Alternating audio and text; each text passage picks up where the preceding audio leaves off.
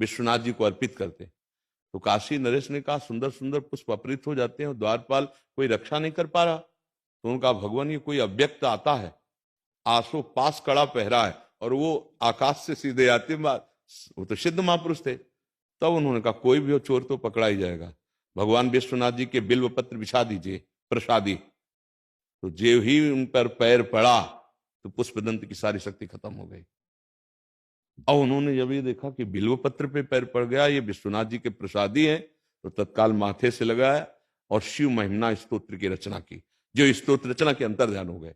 इस प्रसंग में जो इशारा निकल रहा है, भगवान के प्रसादी तुलसी दल, प्रसादी पुष्प और प्रसादी जो पत्र आदि हैं, वो हमारे जैसे बिल्व पत्र आदि हमारे पैर से छू जाए तो सारी शक्ति नष्ट हो जाएगी। अगर भगवान का स्वरूप, भगवान का नाम, भगवान का जो ये लीला विलास हो रहा है माया में, कैसे बताएं, कैसे कैसे प्रयोग, ऐसे ऐसे पाउच हैं जिन पे ऊपर लिखा हुआ है नाम और अंदर भरी हुई खैनी, और वो नाम जो हमारा प्राण है, हमारा जीवन है। ऐसे ऐसे नामों का जो अपराध बन रहा है, वो लोग समझते हैं कि हम इष्ट के नाम के बल से धनी हो जाएंगे।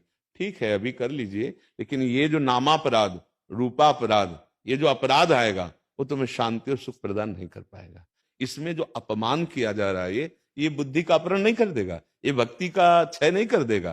तो ये समझ पर अपने नाम के प्रकाश के लिए हम भगवान के नाम की महिमा को भूल गए, अपना महिमा प्रकाशित करने के लिए अपने आचार्य और गुरु की महिमा भूल गए कि इनको हम पोस्टर में छपवा रहे हैं, 4 दिन बाद ये नीचे आ जाएंगे, फाड़कर लोग फेंक देंगे, या हम ब्याह उत्सव आदि के कार्डों में।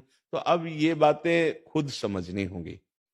हम तो प्रार्थना ही कर सकते हैं या आप प्रार्थना कर सकते हैं, पर हमारी समाज को खुद समझना होगा कि इतना प्रेम नाम के प्रति और फिर उसका ऐसे अपमान, चाहे राम बोलो, कृष्ण बोलो, हरि बोलो, जो हम अपने हृदय में रखते हैं, जो हम सिंहासन पे विराजमान किए हैं, वही तो नाम है ना, वही तो रूप है ना।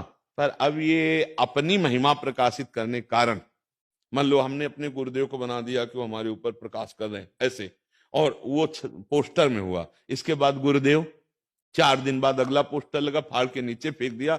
जो हमारे जीवन धन है, प्राण धन है, जिनको हमने सिंहासन में विराजमान किया, हजारों पोस्टरों में वो छप गए। और वो ये समझ में नहीं आता लोगों की, क्योंकि सूक्ष्म बुद्धि भक्ति में नहीं लगी। हम जिनको सिंहासन में विराज, उनको कैसे छाप सकते हैं? ये हम कई बार प्रार्थना कर चुके हैं। जैसे लोग वस्त्रों में भी, ठीक है यहां तक तो ठीक, लेकिन जब आप जहां लघुशंका करते हैं, जहां साधारण आप स्नान, वहीं बाथरूम में वही नाम वाला कपड़ा धोएंगे और वो सब बह के जाएगा। नहीं, ऐसा नहीं चाहिए। नाम की मर्यादा, नाम की रक्षा की जाए। तो हमारे अंदर इसी विषय पे जब चर्चा की थी ना, तो किसी ने कहा था कि हनुमान जी ने भी तो राम नाम पत्थर में लिख करके और पुल बनवाया था। ऐसा नहीं आया, वो अलग का प्रसंग है।